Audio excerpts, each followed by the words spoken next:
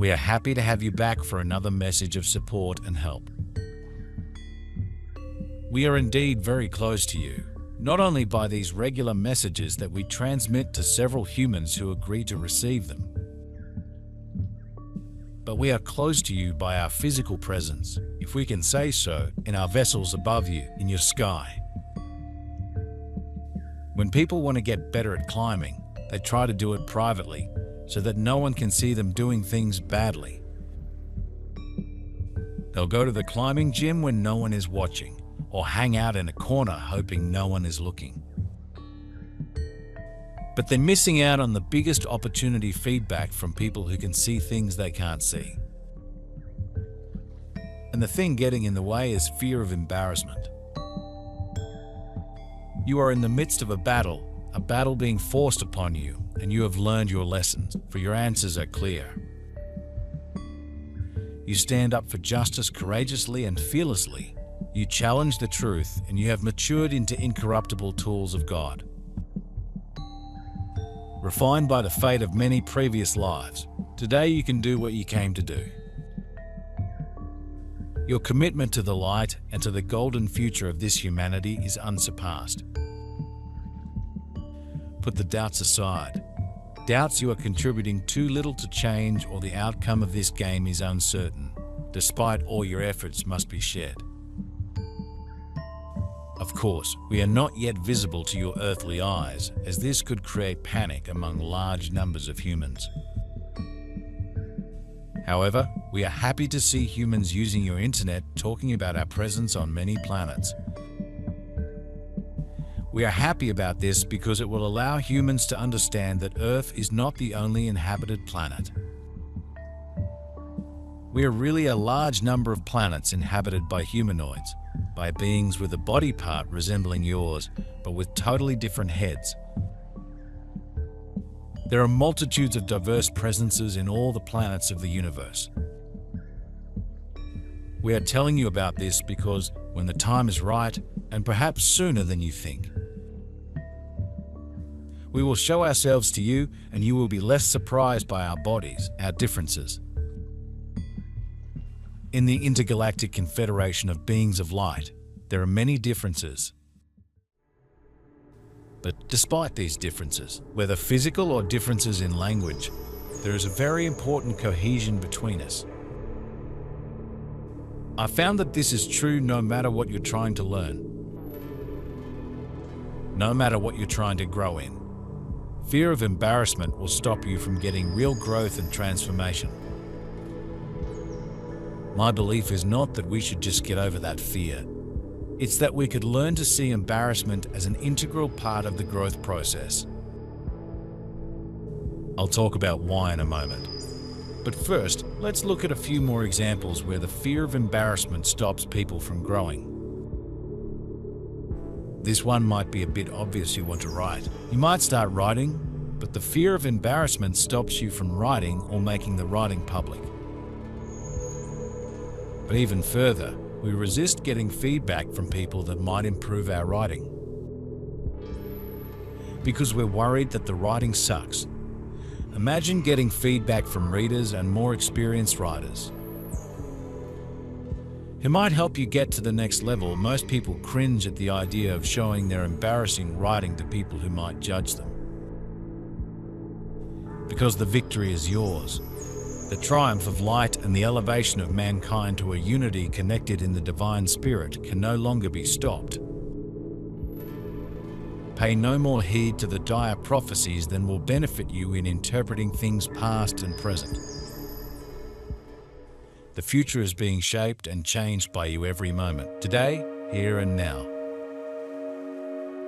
Everything is in motion, and only one thing is certain: the bright outcome of this game. Yes, it's a game, the greatest game ever played in this universe. Will a star that has already been abandoned and a humanity doomed to perish succeed in returning to the luminous plains of creation? There seemed to be no awakening. Deep in the matter and bereft of any hope, you were abandoned by yourself. For it was always up to you how this game ended. It was always you who could take the reins of fate into your own hands. However, you left the leadership to other forces, and entanglements were created that had to be unraveled and from which there was no escape. This spiritual and mental derangement of the past times made you remain in the belief in sacrifice without any prospect of salvation. We accept these differences because there is a strong bond, very important between us, which is the love of the heart. If we accept these differences, it is thanks to the love which connects us, which allows us to look at the other in front of us, not as a bizarre stranger, but as a being of divine light who lives a divine experience on his own planet. Of course, to arrive at this level of respect between us, to arrive at this level of agreement, of serene consultation, we have evolved considerably since very distant times. Indeed, for the beings of certain planets there were, a very long time ago, based on your terrestrial time, difficulties such as you are currently experiencing. But the humanities of these planets have agreed to live in peace, understanding that violence, lack of respect and judgment only bring discomfort. By dint of experiencing ill-being, these humanoids have decided, gradually, to experience love, and this is how we were able to join, for most of us, in this intergalactic confederation which decided to mutual agreement to come to the aid of other planets which greatly needed it, such as the Earth. But the Earth is not the only planet that we help, that we support. We have a lot of work, no doubt about it. Most people avoid getting a coach or getting real support from other people because they are embarrassed to admit how their growth process looks. I haven't been doing the things I said I would. I'm struggling. I don't like things about myself. We have judgment for all of that, and we are embarrassed to show that to others. This stops us from getting support through all of this struggle. Whether you're launching a new business or wanting your existing business to get to the next level, it can be hard to see where you're getting stuck. Leadership is lonely, and we can only see what we've already learned to see. To get to the next level, it requires getting feedback from someone who can see what we can't see. But this can feel embarrassing. We avoid getting that kind of support, and that means we struggle to do anything other than what we already know to do. Hopefully you can see that this can be applied anywhere we want to grow personal development. Taking care of ourselves, deepening in a relationship, dealing with the overwhelming chaos of life. We struggle to get beyond where we are because we are too embarrassed to get support, feedback, coaching that might take us to the next level. Then the act of God's grace occurs, made possible by the light flooding of the earth, whereby isolated people woke up and became aware of who they are despite the adverse circumstances. At first still hesitant, later clearly perceptible, individual people woke up and they pushed off their preordained fate. This opened up the opportunity for heaven to shape the ascension cycle of this universe with Earth. From this point on, it was no longer about the annihilation of the Earth, but about the transformation and healing of all life on Earth. This happened in 1989.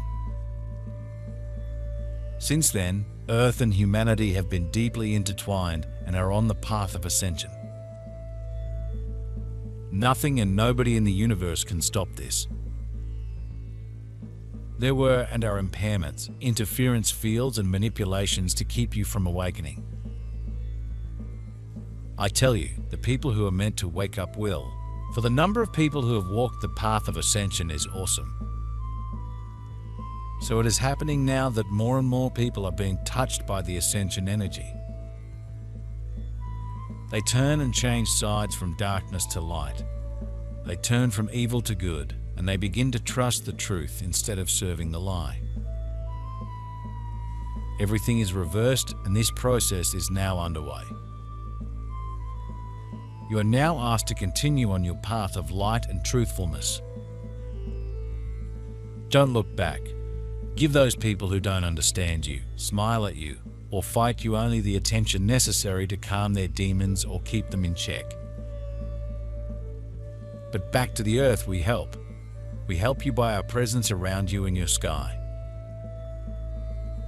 We help you in many ways. This is done by contacting your rulers who are willing to receive us and listen to us. Which is not always the case, but some take our messages into account and try to put them into practice. But this is not always easy for some of them because they have to deal with humans for whom personal power and the power of money is stronger than anything and put them on the road. We also help you by trying to clean up the soil of your planet as much as possible. All this is invisible to you because we use particular radiation which sweeps certain parts of the ground of your planet and stops these various pollutions. As you know, we are doing our best to help you, but so that you become aware of the damage you are creating on and in the soil of the earth. We are only depolluting a fairly large part of your planet.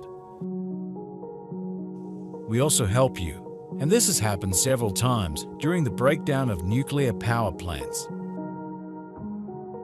If we had not been there to clean up the earth during the Fukushima and other recent disasters. For this, we have the ability to absorb the fumes from these power plants and to partially clean the places where it happened. However, there are still soils which for many years will no longer be habitable or cultivable. But we prevented the nuclear clouds from spreading all over the earth and thus protected most of humanity. We hope to grow and learn without embarrassing ourselves. If we can learn in private and then show how good we are really good at it, then we won't feel embarrassed. We want to avoid that feeling at all costs, even if it means never learning at all. But that's not how it works. We have to be willing to be bad at something before we can be good at it. The growth process requires us to mess up, to learn from experience rather than just reading about it or watching videos. The growth process requires us to be messy and stumbling in the unknown. And then to get some support when we stumble, think we're doing it all wrong, or feel like giving up. And that is embarrassing. It has to be embarrassing because we are necessarily pushing beyond the boundaries of the self-image we've created for ourselves. We've stepped into a new area of growth, which means we can't be the person who has everything figured out, who has it all together. We want to be the person who has it all together, but that's only possible if we are not growing. So we choose to grow and learn, to transform, but that means letting go of who we think we are and who we're trying to get others to think we are. That's a letting go, and it's embarrassing. Fight with a light of truth and with a sword of discernment. Don't shy away from a confrontation when it's inevitable, but be wise. Most fights belong to a time that is no longer relevant to you. Distinguish clearly, recognize what is being played, whether you should play a role, and if so, which one. Always pay attention to your inner input, to the impulses that reach your heart from your soul and that are passed on from the heart to the brain. Test what needs to be tested and trust God. Embedded in God's mercy, no harm can and will come to you. Surrounded by an unmanageable number of angels, masters and beings of light, your life on earth will be fulfilled. Protection is great and mighty, as are your orders. United with God, what has to happen now happens. The stream of life flows out of you into the light and returns to your heart as love. Following this sacred circuit, you are pure divine consciousness born in man. Remember,